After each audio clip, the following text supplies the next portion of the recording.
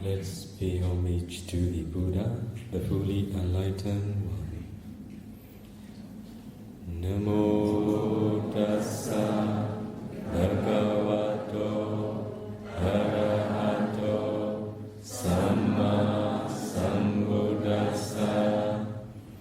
Namo tassa bhagavato arahato samma sambuddhassa. Namo tassa bhagavato arahato samma sambuddhassa. I will pay respect to the Buddha, the fully enlightened one.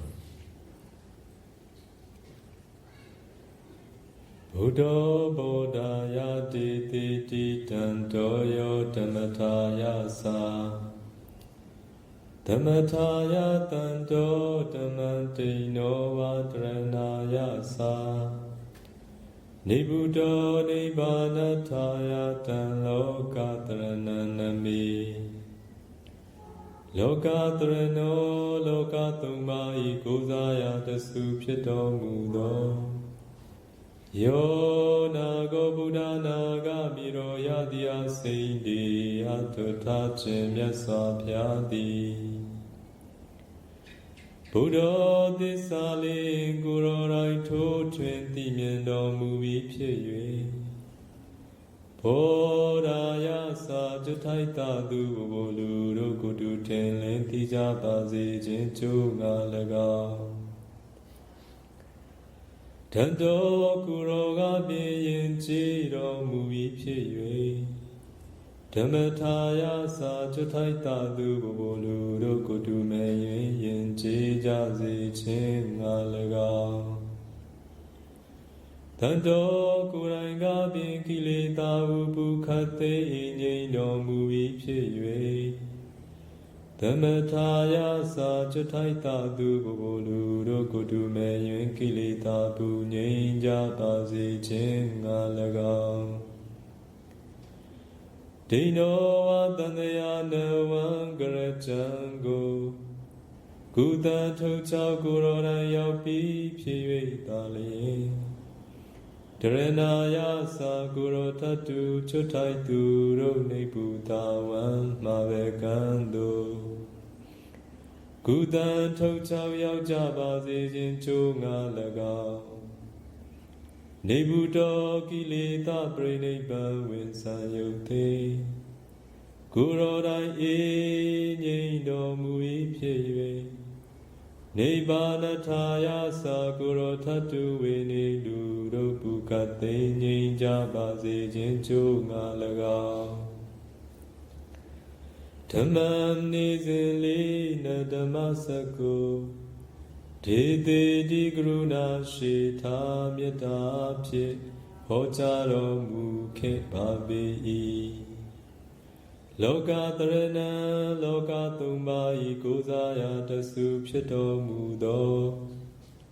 Naga Buddha naga miro yadiya seindi atutta tu myaswa phyago. Nami namami ko no nalong tong song pyang pyo. Mango sho yue gado myan no le song mo yue. Shikho nyo pa i myaswa phaya myaswa phaya.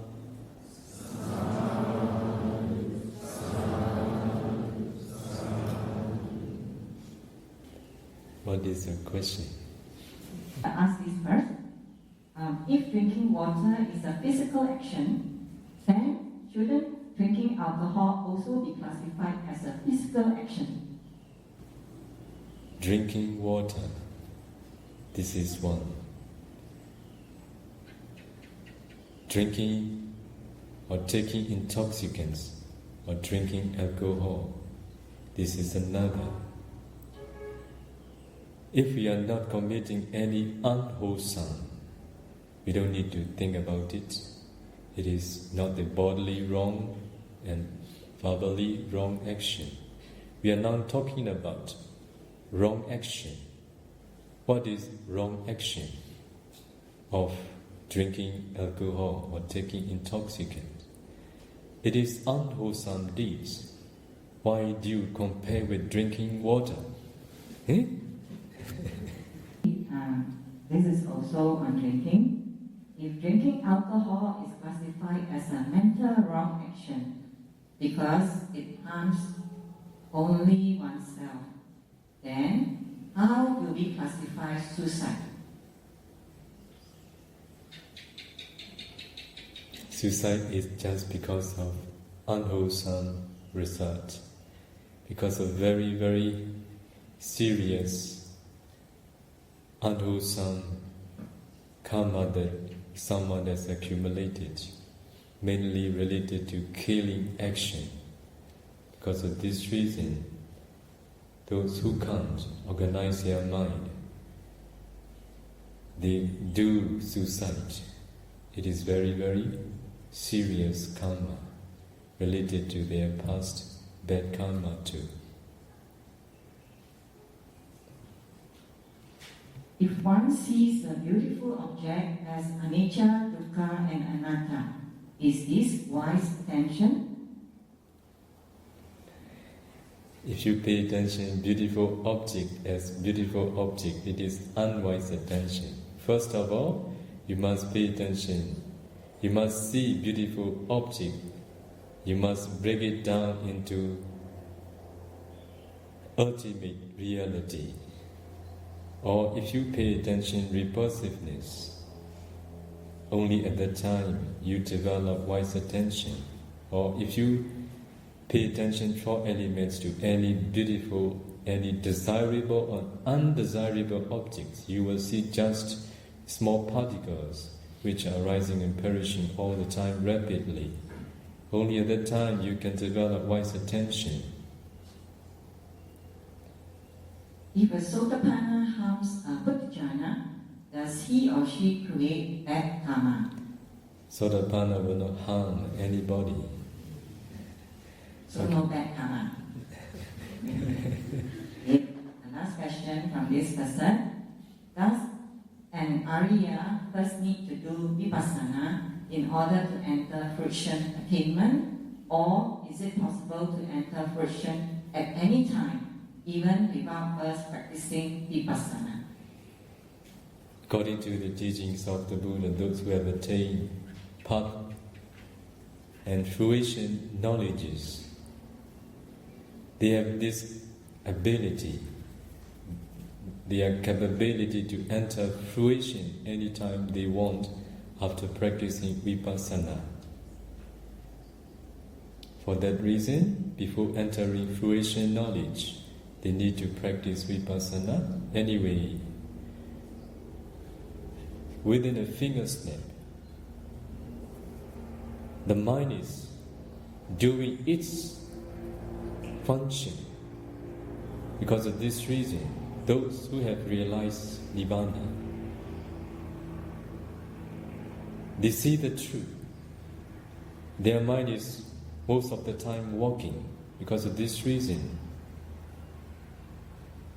most of the time the mind is knowing the arising and perishing. Because of this reason, they can enter quickly according to the practice of mastery. It depends on how they have practiced mastery to enter fruition knowledge.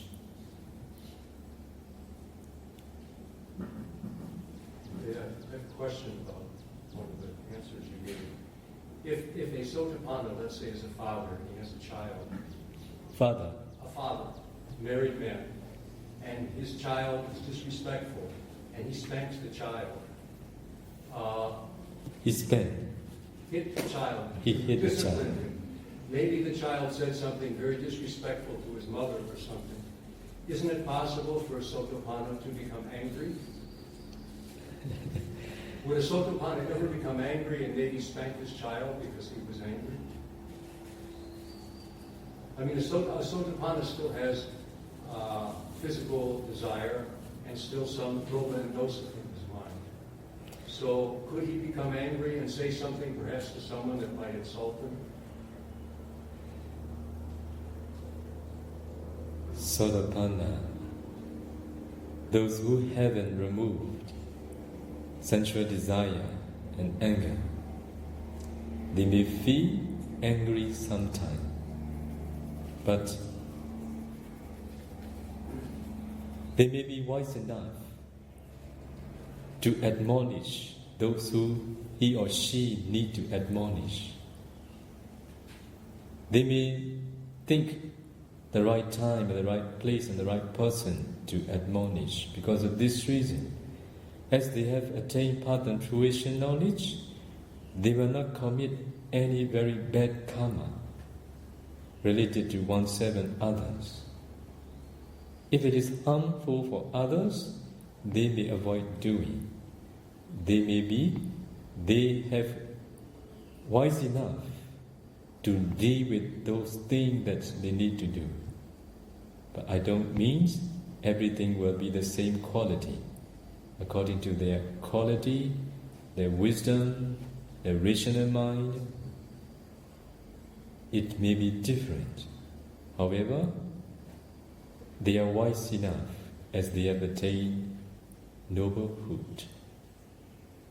I can give an answer in general, but this is a particular question. Because even Ananda, at one point, he lost his sati, and Mara was able to influence his mind so he didn't ask the Buddha a very important question. So I'm wondering if a Sotapanna... It is just because the Mara grabs hold his heart. He could not do anything. Because of this reason, not a simple case. It's a powerful being, Mara, also not an ordinary being. An ordinary being cannot do like a Mara towards Venerable Ananda. That's why we should think another way related to ordinary people. This Mara is a very powerful being. I'm just wondering if a Sotapanna at some point, for some reason, has karma or some other, perhaps past cause might arise and he would lose his sati and then perhaps do something that might be not very harmful, but mildly harmful to another person. He might make a mistake. It depends on the other people's wise and unwise attention. They may have no bad intention towards anybody because of their attainment. But the receiver, those who receive the help from the Sotapanna, if they are not ready, if they have no wise attention, what is the matter? It is of the Sotapanna, it is of the receiver. We need to consider. As even the Buddha, knower of all, who did for the good of all beings in the world, including his son and two, Devadatta. Devadatta has no wise attention. How can he help, even though he is doing good? Even the Buddha, the one who has no defilements at all, cannot do those who have no wise attention. That's why we all need to train how to keep wise attention all the time. It depends on us, not on the doer. How people give us, whether they are skillful or whether they are unskillful, it doesn't matter. We can learn from both bad and good if we are wise enough. If we know how to learn from both good and bad. But those who have no such skill, even we give something good, they don't know how to get it. This is a big problem for those who have no wise attention. Okay, next question. Some Vipassana practitioners are able to enter very deep states of concentration, where the mind becomes fixed on a single concept. For example, the concept of dissolution. Could Bhante please explain how this state of concentration is different on the qualitative level from the jhanas experienced during samatha meditation? According to the teachings of the Buddha and according to the meditator's practical experiences, samatha concentration helps and strong too. They are helping each other. Because of this reason, the time meditators could develop concentration. At that time, it is just the samatha concentration. Vipassana concentration that arose or concentration that arises the time we practice vipassana after developing concentration. Because of the supporting of the samatha concentration, they could realize the Dharma as they really are. Because of practicing vipassana step by step, the insight knowledge will mature. That maturity is supported by the concentrated mind. That's why they are helping each other. There are two questions to this. In space kasina, we must expand the kasina circle to the whole universe in order to attain first, second, third, and fourth jhana. What is the difference between the expanded space kasina and the first arupa jhana?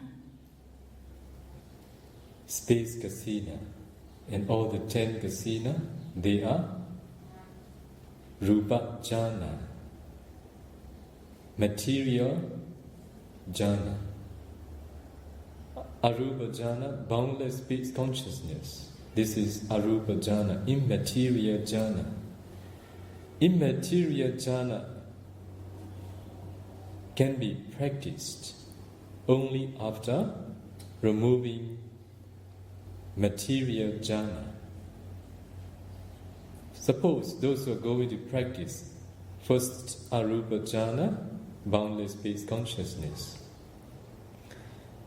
they need to enter 9 kasina, except space kasina. Suppose, for example, they are going to practice first arupa jhana. After entering earth kasina, 4th jhana, they need to reflect the thought of having materiality, or the thought of materiality first. Only after that they can practice arupa jhana, immaterial jhana. After removing earth kasina and replaced by the space kasina, space akasa dhatu. Only at that time, after replacing the earth kasina with the space, only at that time they can attain the first arupa jhana. For that reason, it is different. Space kasina can be attained up to 4th material jhana. After attaining space kasina 4th jhana, we can't remove. It already becomes space. Because of this reason, we can't practice immaterial jhana. Do you get it? If you don't get, only when you practice you will understand. Okay. Actually, the second question is whether space kasina is rupa jhana or arupa jhana. Bhante has already explained. I'll go on to the next question. Most Venerable Bhante Revata, what are the jitasikas involved for the following mental conditions? There are 11 listed here. 11 mental conditions. I will read maybe 3 at one time. Okay. First mental condition is being grateful, being considerate for others, 2 self-conscious. Being grateful, being considerate, and self-conscious. Self-conscious. Yeah. What are the jitasikas involved? Someone is being considerate. He or she consider something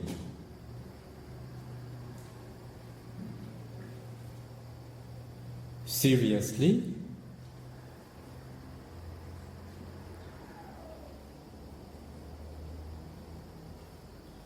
to know how to deal with, how to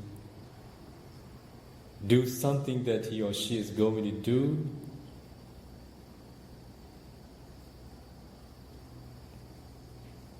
not to harm anybody, not to harm oneself and others. If someone consider in this way, it will be wholesome states of mind. If he or she is being considerate, understanding law of karma, at that time associated with wisdom, sometimes there will be no happiness. At the time, without pity, it will be 33. Those who are very considerate, at that time, mostly associated with equanimity. At that time, all the mentality will be 33, wholesome mental state.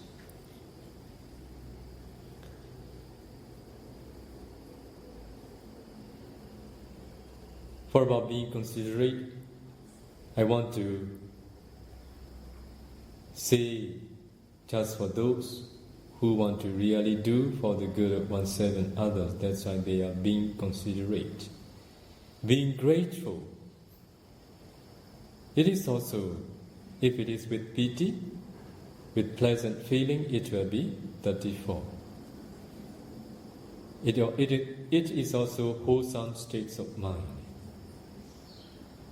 Self-conscious.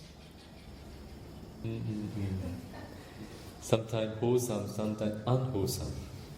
Because sometimes they are not sure about what they are going to do. They have doubt about what they are going to do. Because of this reason, at the time it will be unwholesome. Sometimes a certain people is very careful, very mindful. At that time also, whatever he or she is going to do, going to speak, they are very considerate. At that time also, they are self-consciousness too. Self-conscious too. At that time, it will be wholesome. Depends on the condition and their skill too. Okay, next three, self-abased, self-centered, careless manner. Self-abased. Yeah, like look down on oneself. It is because of pride. Self-centered also because of pride and atta. Those who are very self-centered, they are egocentric people. Their ego is very strong. As their ego is strong, their atta is very strong. Relatively, their pride also strong too. If they look down others, it is because of their pride. Okay, this one, 1, 2, 3. Being delighted in gossiping. Gossiping. Very happy with gossip. Then next one is like to find fault in others. Then next one is too judgmental and cynical. Too judgmental and cynical. Too judgmental. It is because of thinking high of oneself. It is because of pride too. Also, delighting in gossiping. Generally, these all are unwholesome. These all are unwholesome action. So unwholesome states of mind will arise the time they are doing gossiping or doing judgment. We should avoid making judgment as we are not sure about others' intention. Sometimes we hear something, but we make a judgment, thinking the way we think, the way we understand, without considering what is someone's intention.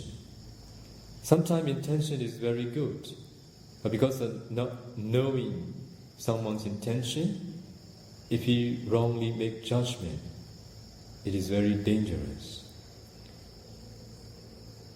Making judgment is because of pride, rooted in lobha mana.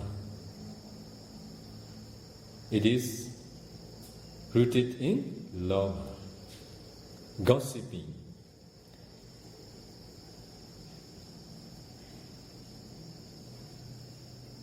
Or finding fault of others. It is rooted in anger. When someone is finding fault of others at the time, sometimes because of anger, they find fault of others. Sometimes they did gossiping. It is also because of anger too, rooted in anger. Mostly, these all are rooted in anger. But for making judgment too judgmental, it is because of their pride.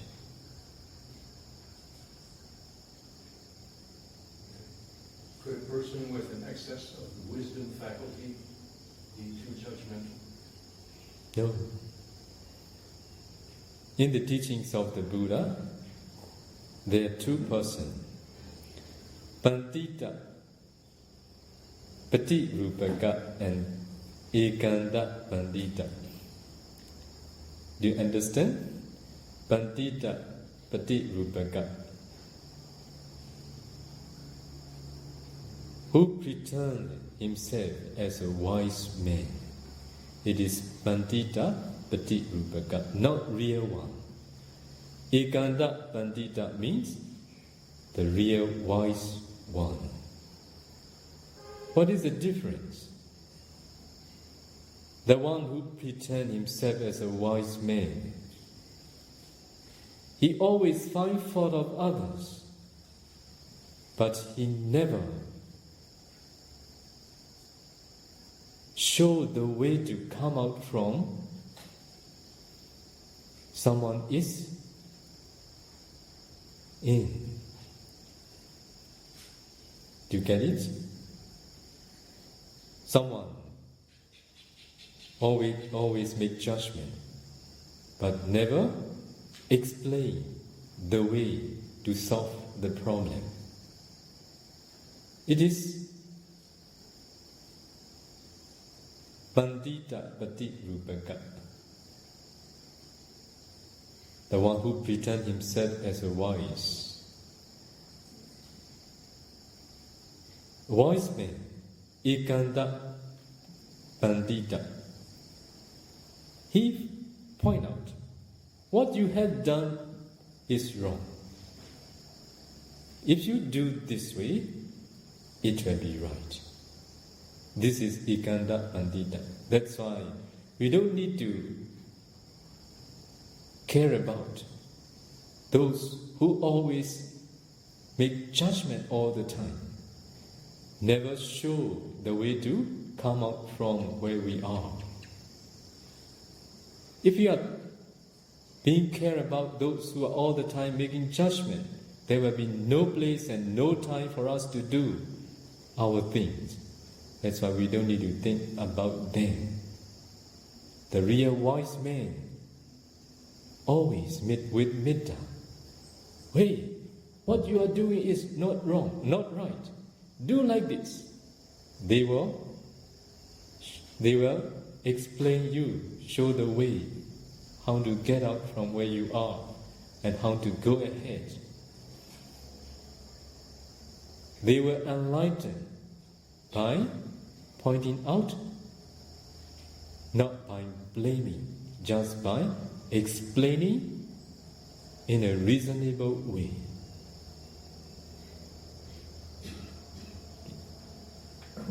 Okay, last two.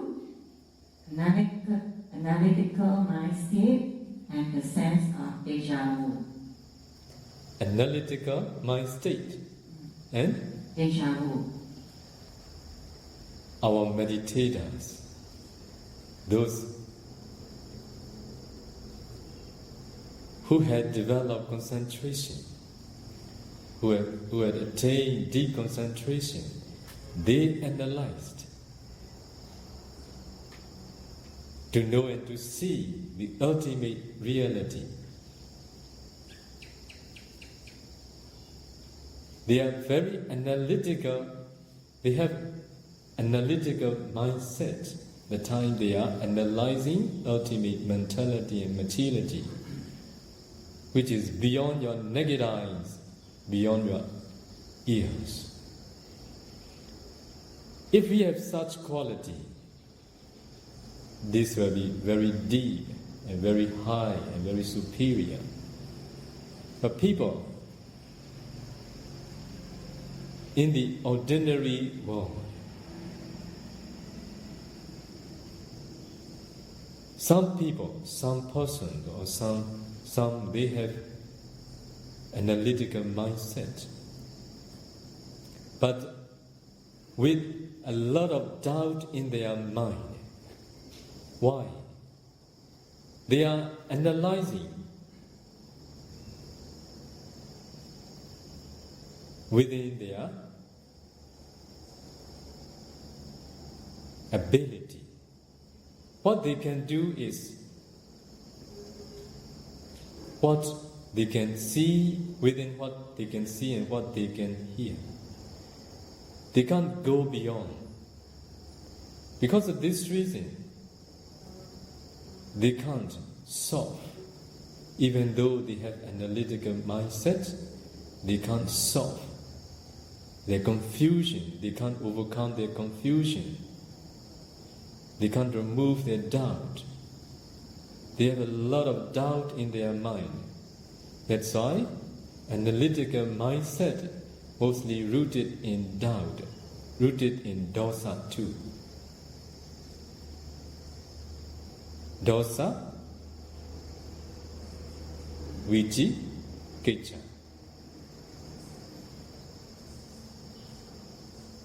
Moha, viji, kiccha, sorry. Moha, viji, kiccha, rooted in delusion, sorry. Rooted in delusion.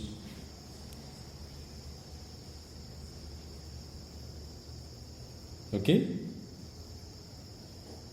Do you agree with me? That's why if you want to remove all your doubt rooted in delusion, you must be the one who developed concentration, who had concentration. With concentrated mind, you need to analyze, to know and to see the truth. Only at that time, you will understand all the things in the world as just one thing. Even though you have analytical mindset, as you don't know the truth, if you see many different things, thousands, 10,000s, 100,000s, you will encounter difficulty.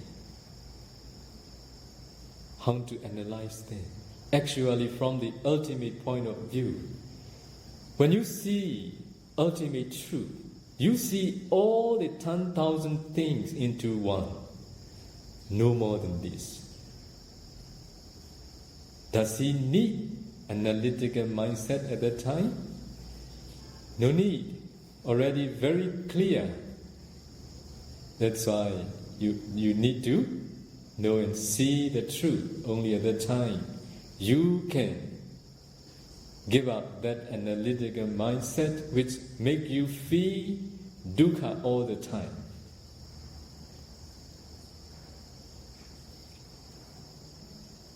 What about deja vu? Deja vu? The sense of knowing something. Or the sense of knowing something. Yes, we've had sometime too. Sometimes later Bodhi come and see me.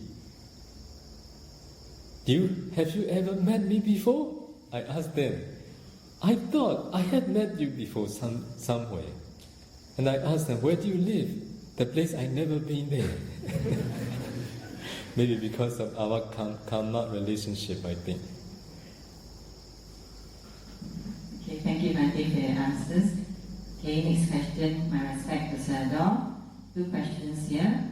One is the neutral state of mind and how to develop this neutral state of mind. How does this state of mind help us in our meditation practice? Neutral state of mind. It is neither pleasant nor unpleasant.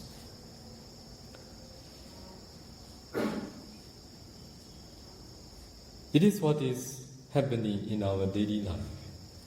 Sometimes we feel happy, sometimes we feel unhappy. When we are happy, at that time pleasant feeling arose in our mind.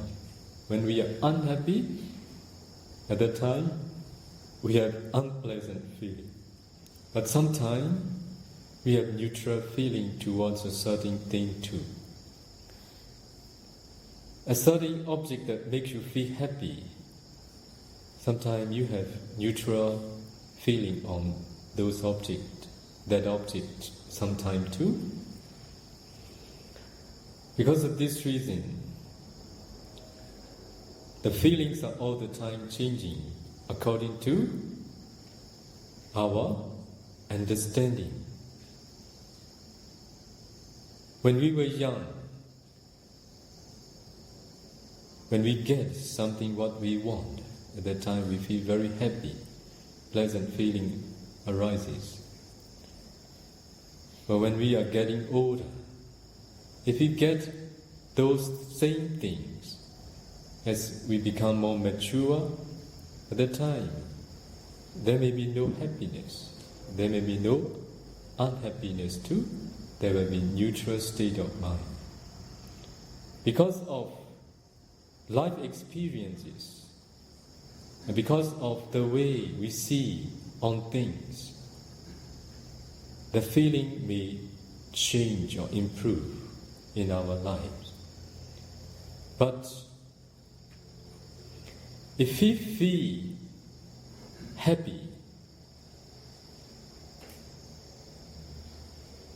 if we are very happy when we get something or when we experience a certain thing, when we encounter undesirable things, we will feel very unhappy. So those who feel very happy, they are going to feel unhappy, very unhappy in their life too. Because of this reason, we need to train ourselves not to feel very happy when we get what we want. Also, we need to train not to feel unhappy when we get what we don't want. I don't mean that there will be no happiness and unhappiness. There will be, but not to participate with them. At that time, by doing so without participating, most of the time you can develop equanimity towards them.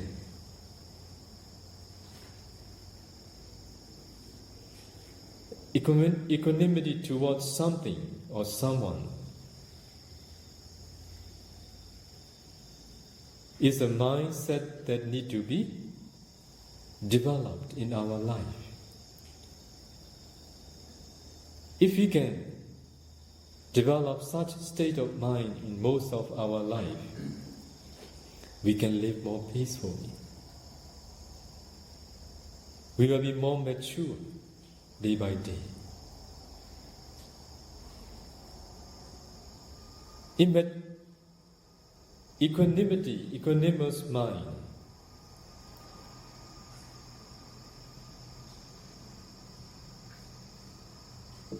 equanimous state of mind is a mind of superior mindset.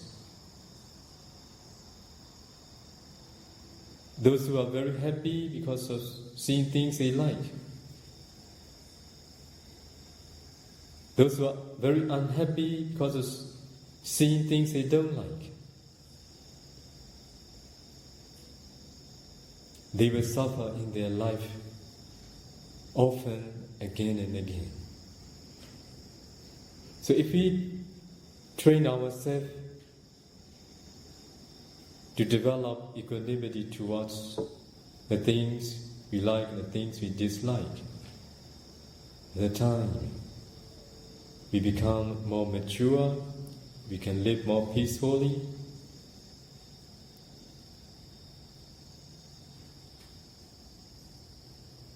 Because of this reason, we all need to develop equanimous mind. This is a mind state that we all need to be developed. So, Bhante, is there a difference between this neutral state of mind and equanimous mind? Neutral state of mind. And equanimous mind, is it the same? I need to ask about neutral. Neutral means neither positive nor negative. Equanimous has slightly different connotation. It means that one is able to experience ups and downs with a certain stability.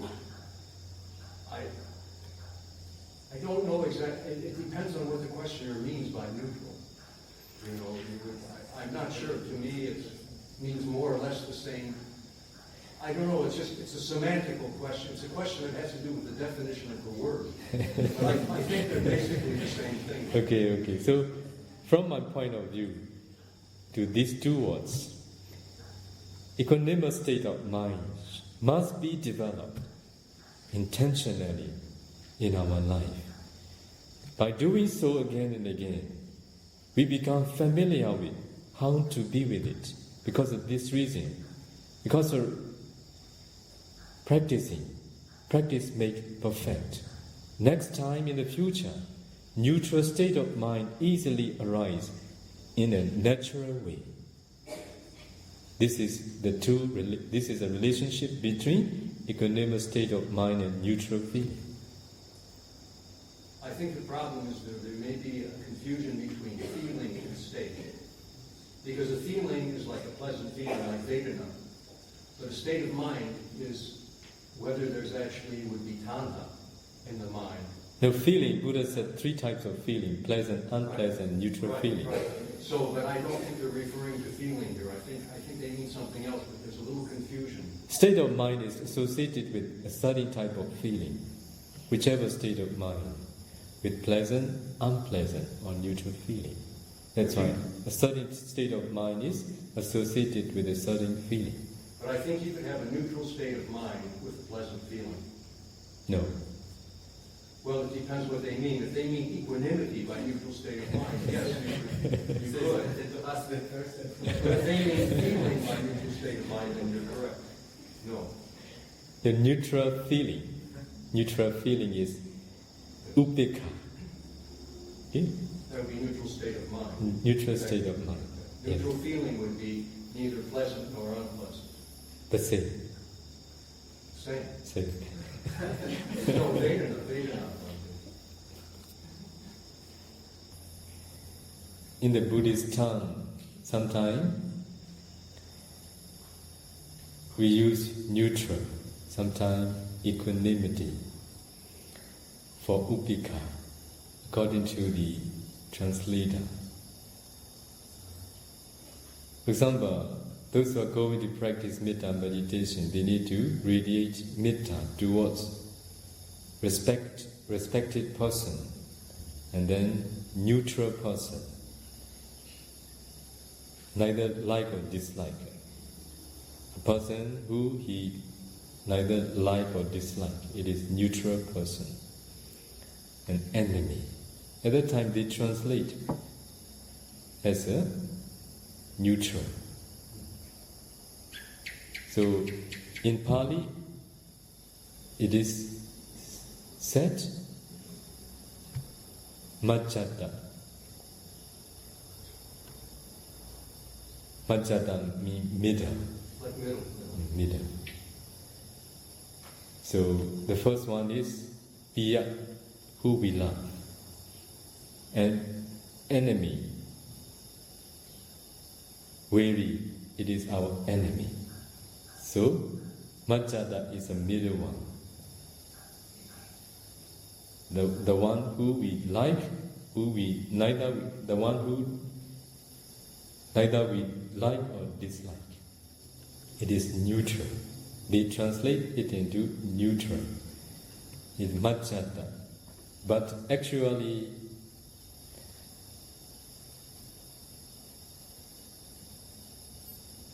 it is towards a person who we have no like or dislike. It is neutral person. They translate it into in this way. So I think it is enough, I think. Hey, Bhante, this question.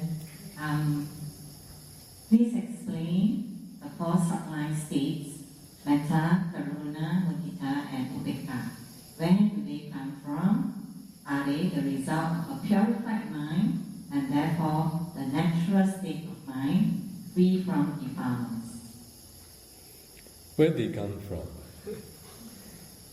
They come from training.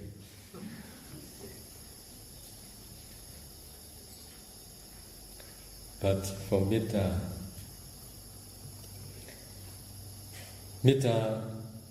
even in our daily life,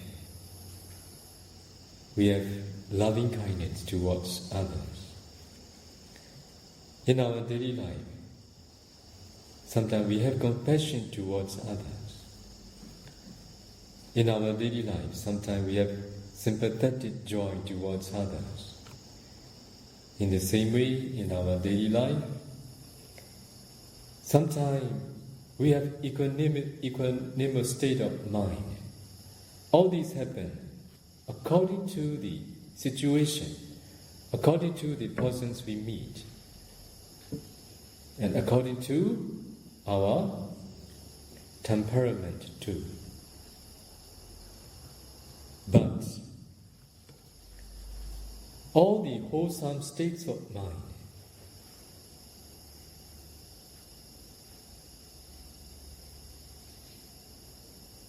to let them arise often, we need to be mindful and we need to intentionally train. Only then we can be with them. Metta towards others, doing for the good of others,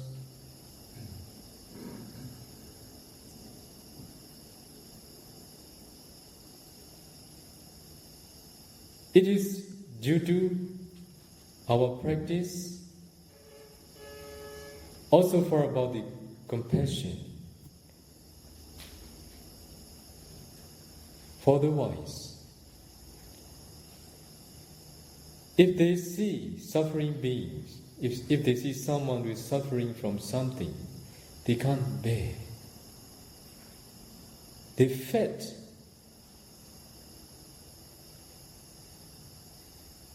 something in their mind and they want to have that person free from those suffering. So they want to help bodily or verbally, but in their mind, compassion towards suffering being arose automatically. It is for the wise. Sympathetic joy, it is what we all need to train. Mostly,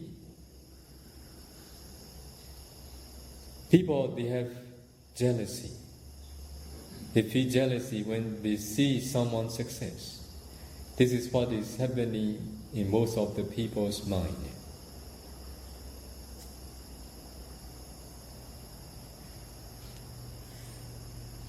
According to the teachings of the Buddha, if we don't feel happy when we see someone's success, we will feel jealousy. That's why if we don't develop compassion, if we don't develop sympathetic joy towards someone who is successful, at that time, instead of sympathetic joy, jealousy will come in. Because of this reason, not to let jealousy arise in us, we all need to develop sympathetic joy towards someone who is successful in something. This is what we all need to be very mindful to be with. Otherwise, and most of the time, we feel unhappy, we feel jealousy, we feel jealous on someone who is successful. For about the equanimity, as I have told all of you, according to our life experiences, according to the way we make our living,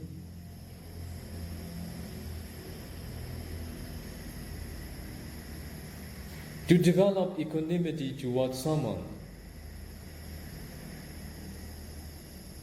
whether to be able to develop equanimity towards someone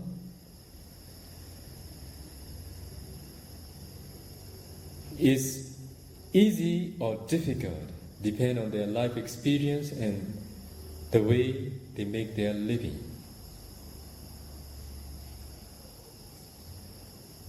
Suppose, for those who are teaching the Dharma, they need to deeply keep in their mind that we are the heirs of the karma. Karma is our refuge.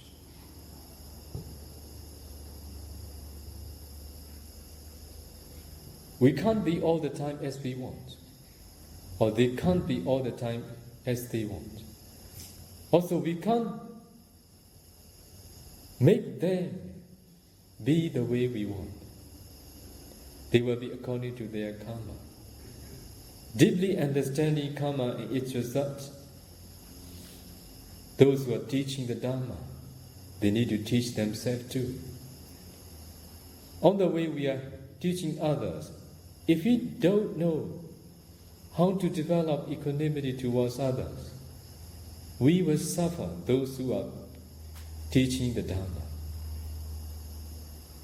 The Dharma is not for suffering, but for those who don't understand how to keep equanimity towards others and how to develop this state of mind.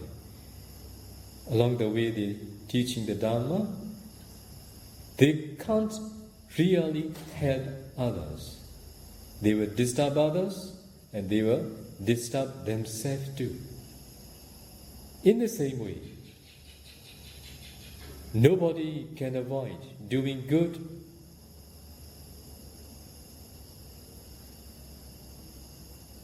Nobody can avoid doing for the good of oneself and others.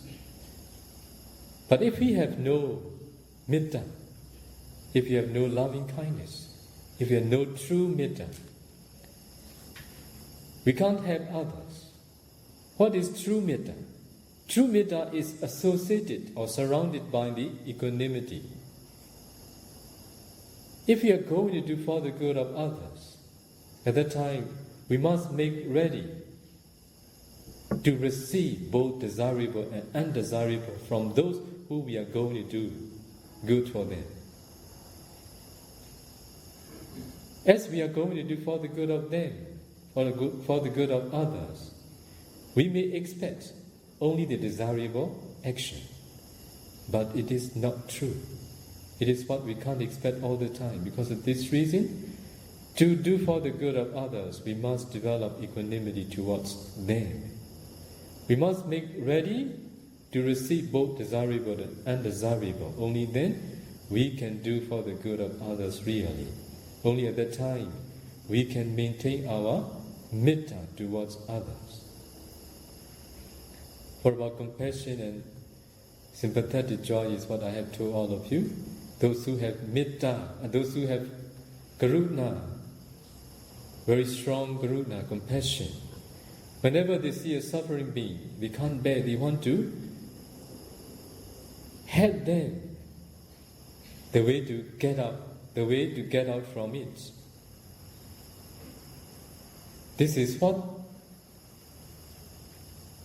automatically arises in a compassionate being. But those who have no compassion, even though they see someone suffering, they have nothing in their mind. But sometimes, not because of having no compassion, just because of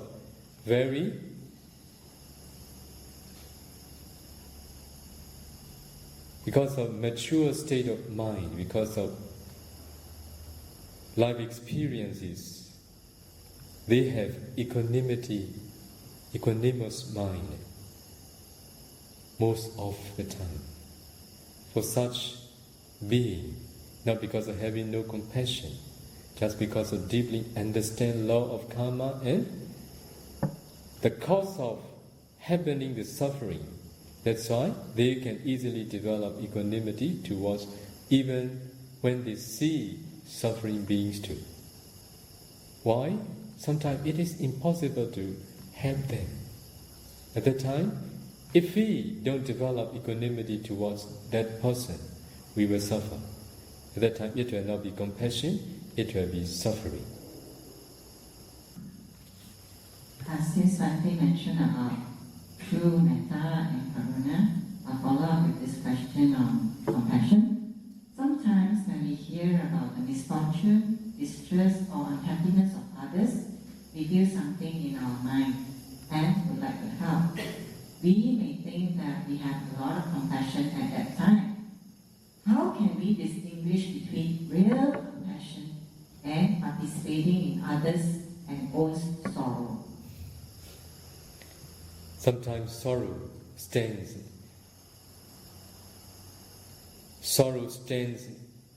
as a compassion, not really compassion, just because of feeling sorry.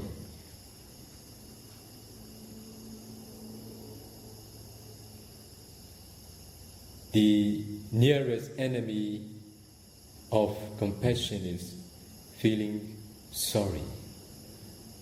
Sometimes they think they are compassion, not. They are just feeling sorry.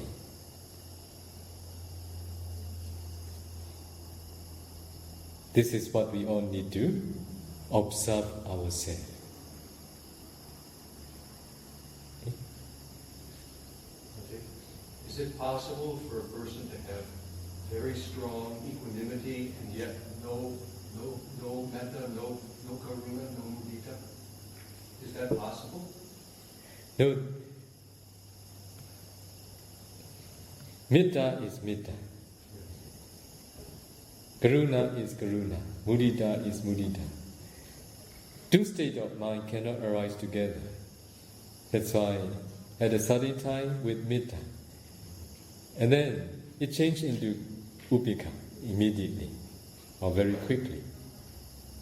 From the compassion, it changed into equanimity. Okay, from the sympathetic joy, sometimes it may change into equanimity. As the Buddha taught, for Brahma Vihara, the last one is Upekkha. Even though we want someone to be free from danger, even though we want someone free from suffering, even though we want someone not to be separated from what they possess, they will not be according to our metta, they will not be according to our karuna, they will not be according to our mudita, they will be according to their karma. It is what we all need to develop. The last one is very important. Only then we will not suffer because of seeing undesirable things towards our beloved ones, dear ones, or to whom we are very acquainted. Okay? So that's why the final one, the last one, Upekkha, is very important. So if someone develops wisdom, Anya, naturally equanimity would arise. Yes. But would also metta and karuna also arise? By necessarily arise? Yes, necessary. It would have to arise. Yes. In other words, all arhats, for example, have metta and karuna. It's a natural quality that they have. Yes. So, okay. Yes, because of their wisdom. That's why they know how to adjust their mind. At times it is necessary to develop metta, they develop metta. And the time they need to develop equanimity, they develop quickly. The time they need to develop compassion, if it is necessary, they do. But it is sometimes natural process because of their wisdom. But for about the equanimity is what we all need to practice and train. Okay? So, I'm a little bit confused about compassion and you say sorrow. One example, let's say a friend of mine is having pain and maybe we describe as sorrow, but can you give an example how, like, exactly what kind of feeling is this compassion? What is the difference between feeling sad or feeling something from the heart is something like pity, that a friend of mine is pain and compassion. I'm a little bit confused.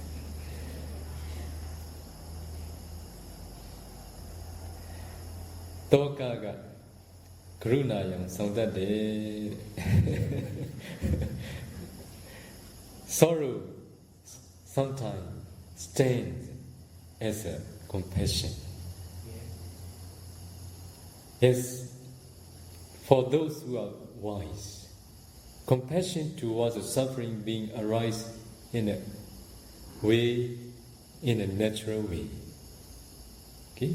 Compassion towards a suffering being arises in a natural way for those who are very wise, those who are wise. But if they don't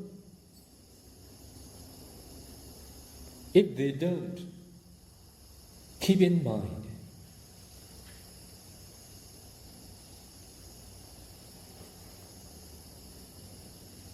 law of karma, okay? If they don't keep in mind what is happening according to the law of karma to every being in the world, they can't maintain that compassion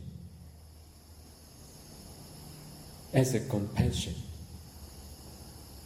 It will change into sorrow if they can't have, or if they can't get the way they want. That's why when we understand that now is the situation in which I can't get involved with, this is a time I need equanimous towards that person. Only at that time it will not change. Compassion will not change into sorrow. Okay? Understand? Stay confused. Should not be confused. Compassion, maybe the word in English it comes from Latin. It means compassione, but passione means suffering. That the true translation is actually suffer together. That's the true translation from Latin.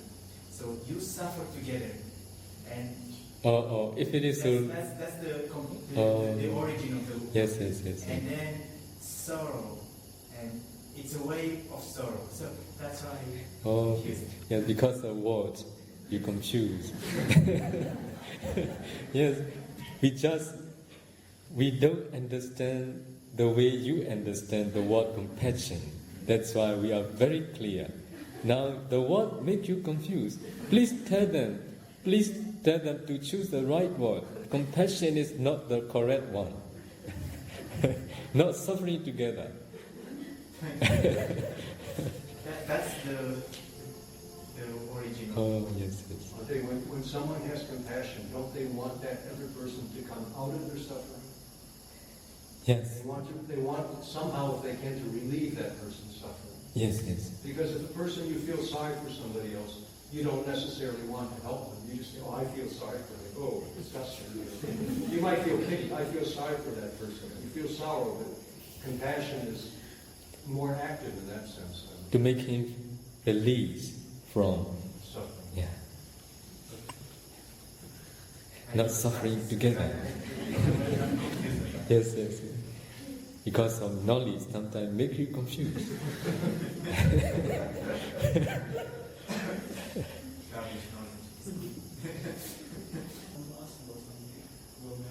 Metta. It is possible because maybe I tell this one before. Maybe we hear someone name and this name always comes up, and after few years or some years, we can meet the person. That person before we never meet. Example, I send metta to the Buddha. In the future, maybe I want to see the Buddha. Because I send metta to the Buddha this time, example like this camp, like this. Because we never see the Buddha face, just only see the Buddha image from the statue or picture. As you all know, because of attachment, when the craving, when the craving becomes stronger, it changes into clinging. Because of thinking about someone again and again, you attach to that person, you cling to that person. Because of this reason, you make an aspiration in your mind. Sometimes you don't know yourself. You want to meet with that person. Because of this reason, as if you are making an aspiration to meet with that person.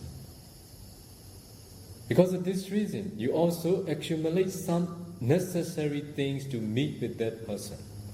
Maybe with the Buddha too. Because of making an aspiration. Because of accumulating many wholesome karma to see with the Buddha. You see the Buddha in the future. Because of aspiration. In this way only. Okay? Not because of metta, just because of desire. Okay? Understand?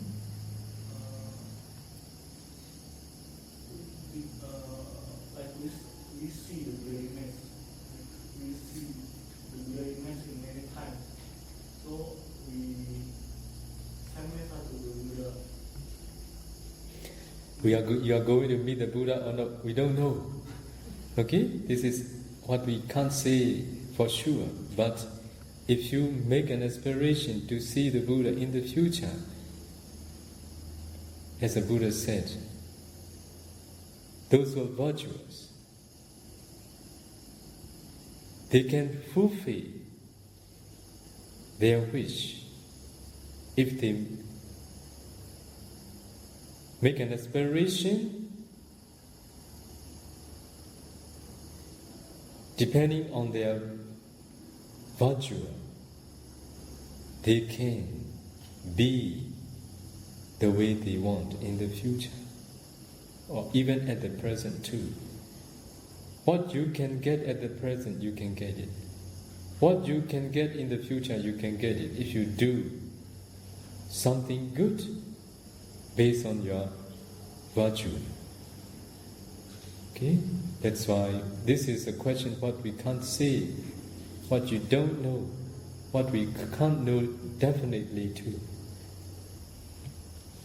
Next question is a little bit of story. One night, I meditated in the kuti, but there were so many mosquitoes, and they stick into my mosquito net. I was annoyed with them because I got bitten many times. After meditation, I saw a little gecko, a lizard, move into the kuti, and I thought, wait, he can eat all the mosquitoes. What kind of karma vipaka did I create by such thoughts? Don't you know? This is mental wrong action.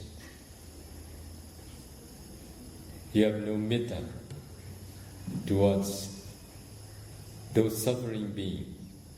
When we teach meditators to develop compassion towards someone, we let them start to develop compassion towards animals.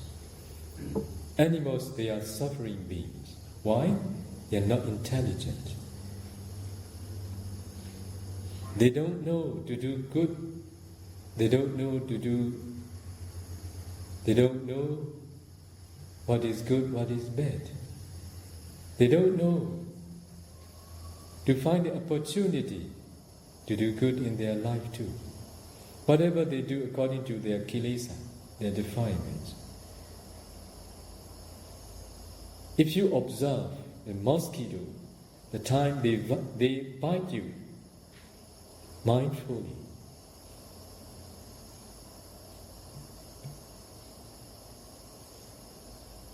you will feel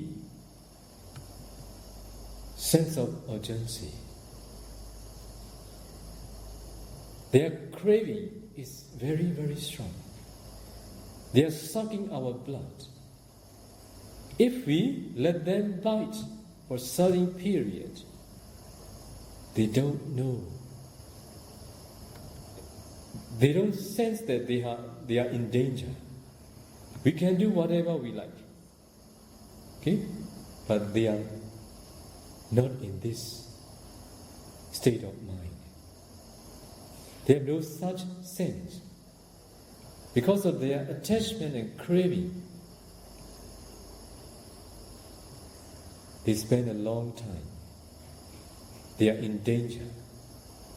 In the same way, we are in danger because of our defilements. Sometimes we spend a lot of time doing bad things because of our defilements. But we don't know we are in danger, just we are doing according to the instructions of the defilements.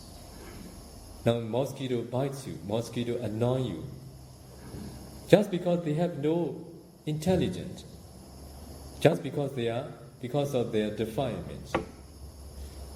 You have no right understanding on them. Instead of developing right understanding and learning from them,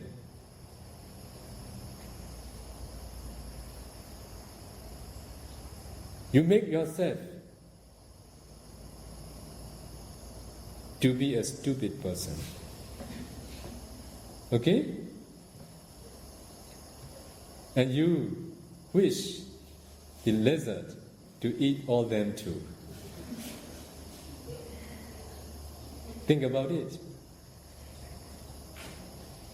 You can take this question. If one of our karma ripens and we have to face our vipaka, somebody has to appear, that is to blame us or accuse us. But at the same time, that person's karma has to ripen to do this unwholesome action towards us. So, only because we have to experience a vipaka, another person has to do akusala.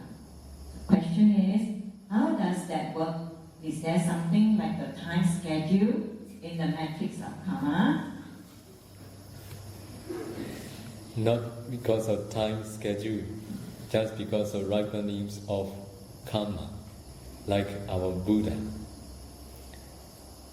Jinja Mana Vika, a very beautiful lady who accused Buddha as his husband. It is just because of ripenings of Buddha's unwholesome karma. Because it ripens. If there was no this lady,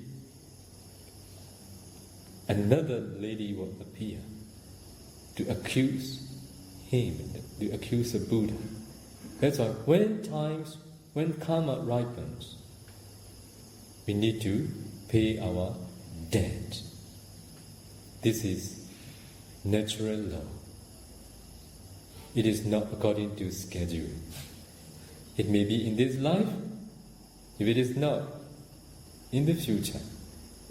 Until before we take final nibbana. Okay, next question. Shouldn't we feel sorry for that person? Because that person, another person has to appear, and we can do the karma action. When times ripen, receiver is receiving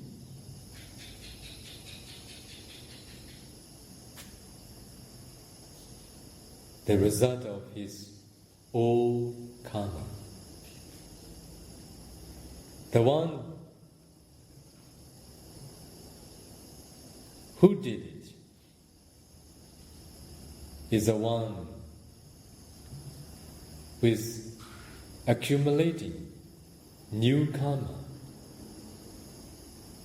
to receive the result of that karma in the future.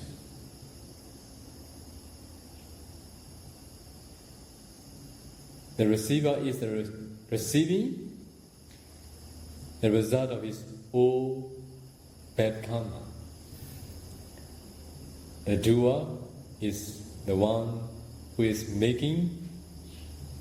accumulating bad karma to suffer in the future. In this way only. So,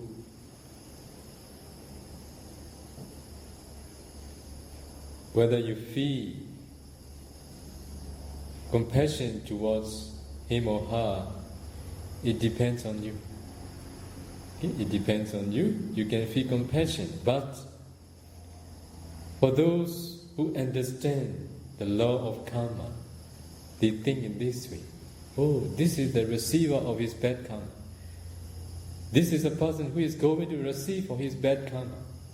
Okay? And they learn from these two. When I receive at that time, I will accept without reacting or responding towards the one who did. If we do revenge, or if we respond, it will be a new karma. So it will continue in the future. That's why we can learn In any condition, we can learn from both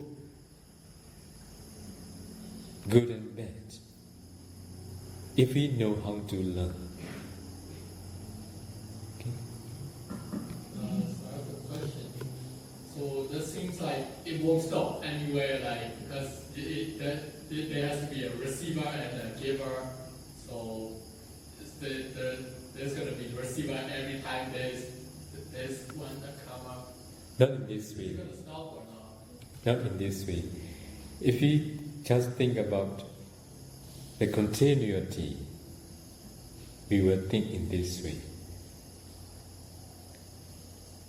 As you know, as we know, when we are intelligent beings, because we can't bring our defilements under control, we did or we do or we are going to do something wrong, because we can't bring our defilements under control. After that, we feel guilty for what we have done.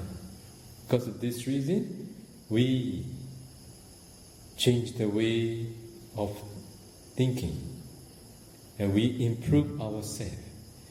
That's why we will not do the same thing again if we are very mindful. Or there may be those who are going to do again and again. That's why everything is impermanent, not permanent. Even the Devadatta, who had done a lot of bad things towards a bodhisattva, even in the existence, the bodhisattva became a Buddha. The Devadatta did bad things towards the Buddha. Because of those very bad and serious karma. Now, he was suffering in the great hell. But before he was swallowed by the ark, at that time he asked forgiveness from the Buddha. This is the end of his karma. Because of this reason, he is going to be a Pacceka Buddha in the future. At that time, after taking his final nibbana, everything will end. That's why when our understanding is not yet mature, at that time we will continuously do, or sometime we will do, sometime we may do often, or sometime we may stop doing. That's why everything is impermanent, not permanent. Okay? Actually, I have another question about everything being impermanent. So does it mean like ultimate truth will be impermanent too? Like natural laws going to change and the ultimate truth? What? The ultimate truth. Ultimate truth. Going to be impermanent too? Everything is impermanent. It is of the ultimate truth. Okay? The true nature of the ultimate truth, it is impermanent. That's why it is called ultimate truth. The impermanent nature of the ultimate truth is all the time true. That's why it is called ultimate truth. Because of not seeing ultimate truth, we can't understand that everything is impermanent. From the conventional point of view, people think sometimes permanent. Because of this reason, they try to maintain the condition they are. But those who understand, if changing happens seriously, because of understanding the true nature of ultimate truth, they will not suffer. But for those who have no such understanding, when something changes from the condition At that time they will suffer. I think you misunderstand my question. Will ultimate truth be destroyed? No. Because No, ultimate truth is all the time true. Ultimate truth. What is ultimate truth? It is true all the time. That's why it is called ultimate truth. For example, the ultimate materiality,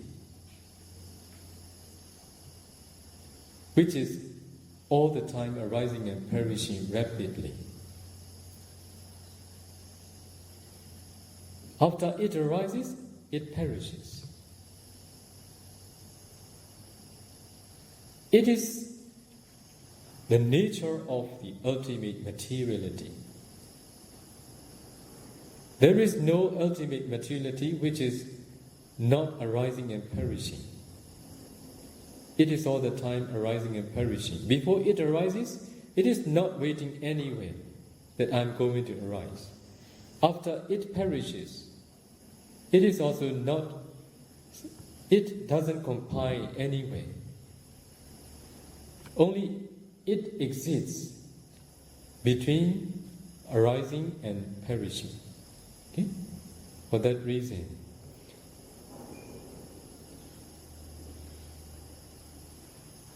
you cannot destroy them, but you can make free from them.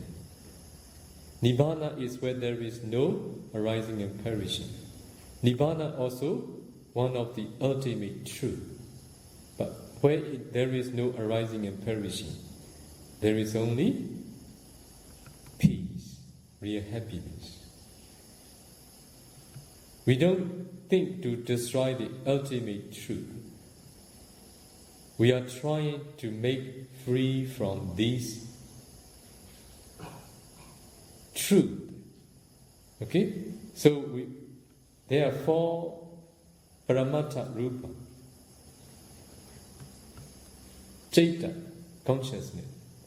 Cetasika, associated consciousness. And rupa, ultimate materiality. These are conditional dharma. They are also ultimate reality. The 4th one is nibbana. So only when you experience nibbana, where there is no arising and perishing, that time you can. The time you enter fruition knowledge, at the time you just pay attention to nibbana, taking nibbana as object. At the time you don't see the arising and perishing. Where there is existences, there will be arising and perishing. When someone take final nibbana, they have no more new existences, where there is no arising and perishing. Okay? No more existences, no more new existences. If there is no existences, there will be no arising and perishing. Nibbana is where there is no arising and perishing. Okay? You can't destroy, nobody destroy. Nobody can destroy. yeah, like when you say everything is impermanent, means like even the ultimate truth is impermanent, so ultimate truth is permanent. No. Sabbe sankhara anicca.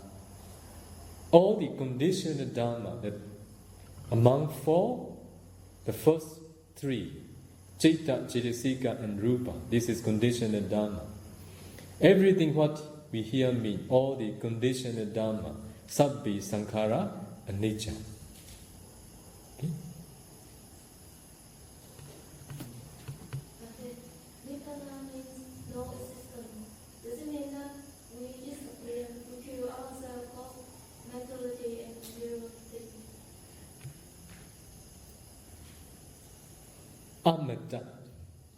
Amata Badan, deathless state, is called Nibbana.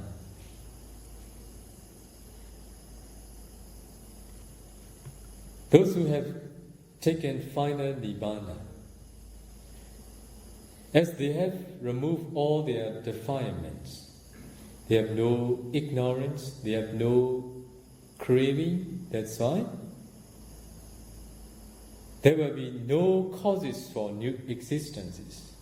If the causes cease, the effect also ceases too. We mean this way. As we all do chanting every morning, avijja paccaya sankhara, sankhara paccaya vijnana. Because of the arising of ignorance, volitional formation arises. In the same way, in opposite, Buddha teaches us avijja nirodha, sankhara nirodha. Because of cessation of avijja, sankhara ceases. Sankhara means volitional formation ceases.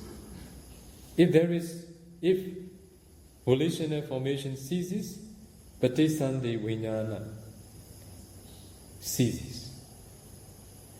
Rebirth linking consciousness will cease. In this way only. If there is causes, there will be effect. If the causes ceases, the effect ceases too. In this way only.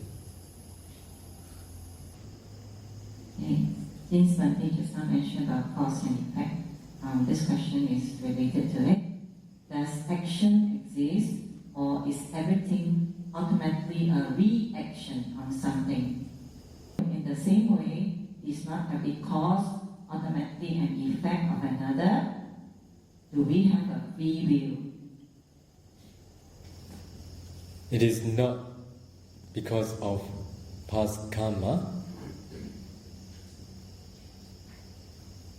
All the things that we encounter, all the things that we experience in this very life is not just because of past karma. Some are because of past karma, some are because of our effort, some are because of our wisdom, some are because of our mindfulness.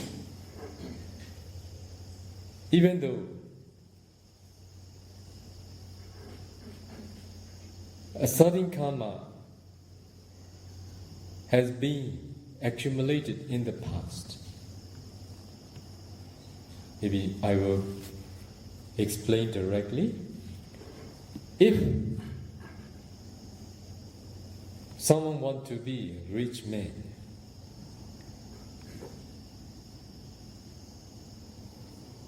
and he also, or they had accumulated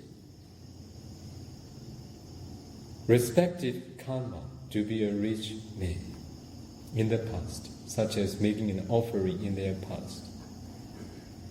In this very life, he or she or they need to make an effort. Without making any effort, they cannot be. According to the teachings of the Buddha,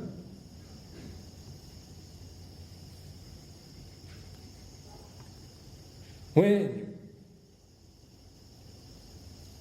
we see a certain result, it is mainly because of our past karma. Present karma is a supporting cause.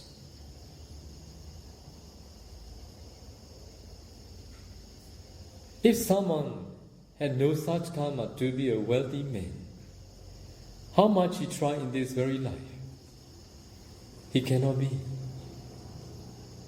You may notice among your friends and your family members, those who make much effort, wishing to be a wealthy man, but they never. How much they try, they can survive. Only they can survive. They can't be more than what they are. What is the reason? Because of lacking of past karma. Because of this reason, we need past karma to give its result. But if we don't support present karma, the past karma,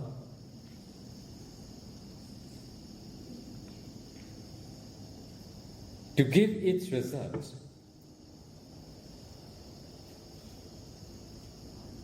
will be difficult. And also, according to the teachings of the Buddha, we were born as humans. It is because of wholesome karma. Direct cause of human birth is because of wholesome karma. After being born as humans, two karma follows, both good and bad.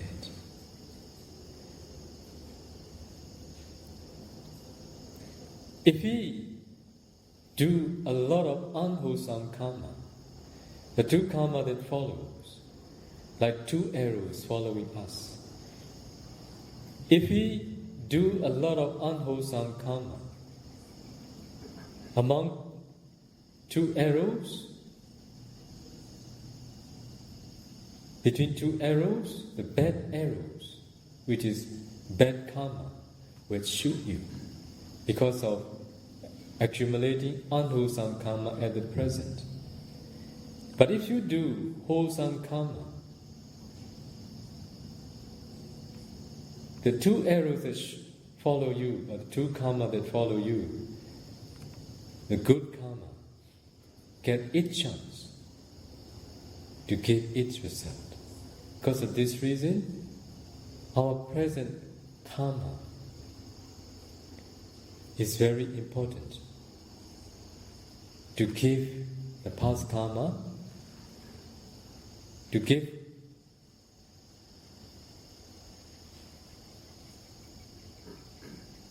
make the past karma give its result in this very life. Because of this reason, we all need to accumulate wholesome karma in this very life. Only then, the true karma that follow, good karma, will give its result, will get the opportunity to give its result. That's why present karma is very important. If a person has a dosa character, has done a lot of angry things in the past, and a situation comes up in the present, somebody comes and they say something to him, and he feels he's going to respond angrily. Is it possible that due to some cultivation of some good karma in the past, he can change that? He can say, no, I'm not going to do this time. I'm going to change. I'm going to be kind to this person. Does he have that freedom, in other words, to go against what is the grain, what is the direction of this past karma, to say, no, I'm going to change now? Because people do change their lives. And I think that's the meaning of the question. Is it possible to actually change, let's say, from an unwholesome direction and to create new karma, suddenly new karma, that will go against that unwholesome stream of karma that he's created in the past? As you all know, even the Buddha, omniscient Buddha, knower of all, he can't stop the result of his karma. I'm talking about creating new karma, not the result. Creating new karma, this is new one. Old one is old, new one is new. Old one will give its result, new one will give its result too, when times ripen. That's why we must be brave enough to accept both good and bad. Because in our lives, we have done both good and bad. Those who have done bad, they think again and again. They felt very sorry. They waste a lot of their time. They are not brave. We must be brave. We must train ourselves to be brave, to accept the result of those karma, because we have already done. We can't change, we can't do anything for it. It is that karma. What we are going to do, new one, good karma, it is new one. So if the karmic tendency is to do something akusala, can we go against that and do something kusala instead? Not Very against. strong. Not against. You cannot go against the karmic tendencies. So good karma will give good result. Bad karma will give bad result. They are different. So a person who's used to becoming angry, you're saying that he must become angry because he's been angry in the past. No. So because of accumulating, or because of doing a certain action angrily, he develop or he make his temperament to be in the future. Okay? For example, those who have hatred temperament, what is the reason, what is the cause that make them have hatred temperament? Because they have accumulated or they have done their karma angrily in their past. Because of doing repeatedly again and again, it caused them to have hatred temperament in the future. But in that very life, because of understanding law of karma and the influence of a certain karma, so if they train themselves not to act angrily, because of doing so, it will give its result. If the near-death karma that appear is the action that done by metta, so the karma that gives its result at the near-death moment is not the karma that he did angrily. That's why it will give different result.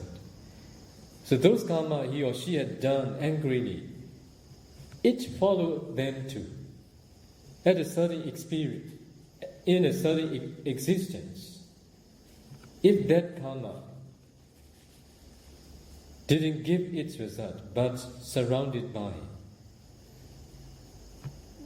he may be the one who has hatred temperament again. That's why, what is a karma that gives its result at the near-death moment? What is a surrounded karma? Depends on them.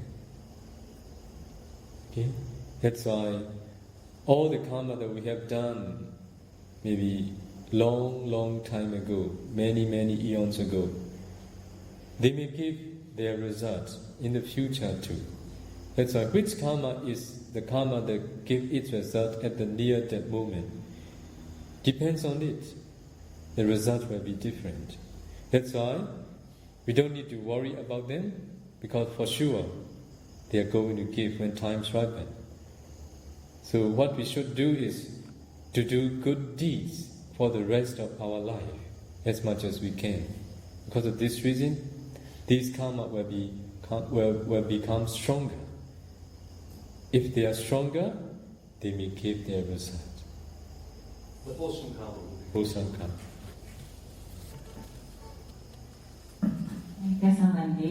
Thank you, Bhante, for your metta and patiently answering all the questions with much detail. Thank you. Sadhu, sadhu, sadhu. You will share my wisdom today. Repeat after me. Idam me punyam, asavakayam, vaham hotu, idam me punyam, nibbanasa, pacayo, hotu, mama punya bhagam, sabba satanam, Bhajemi, Te Sabbe, Nesamam, Punya Bhagam,